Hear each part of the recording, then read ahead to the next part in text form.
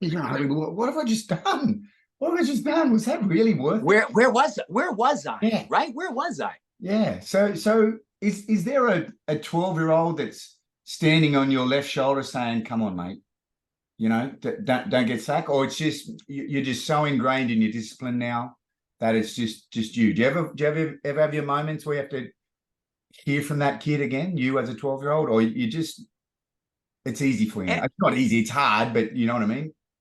yeah, I think Andy, it's I have hard moments every day. Every day. I think that we can discipline ourselves to have a routine. We can hopefully turn that routine into a ritual so it's more sacred, it's more, woven into the fabric of who we are. But contrast is amazing, right? Contrast is powerful. I think that part of the human predicament, as much as the human blessing, is you have memories of times in your life where you were sad, times in your life you were desperate, times in your life where you were lost. And the only way I think that I get a chance to reflect on the blessings of my life, the goodness that's happened in my life, is having every now and then a contrasting moment of a window in my life that was dark. And I go, oh, I know how that feels. And why that feels that way is because now I understand what it's like to have this.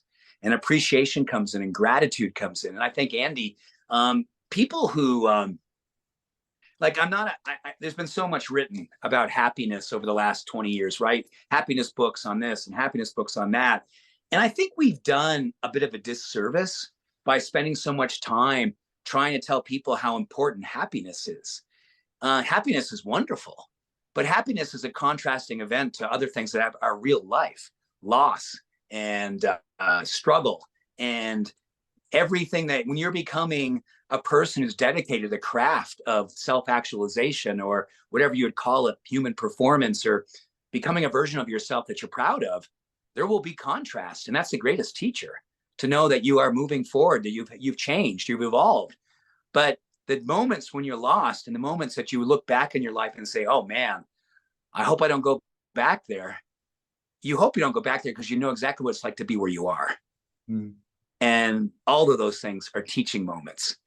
And I love, when I think about discipline, Andy, I often think about the sort of the etymology of that word, which is disciple, which is to be a student.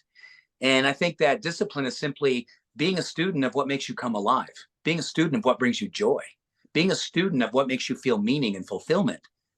That is discipline. So if you can, weave practices or rituals into your life that teach you about what makes you come alive, you've really begun, I think, one of the most profound opportunities within self-mastery. There's no such thing as self-mastery meaning perfection. Self-mastery having insights into what you can be doing and then giving yourself permission to do them.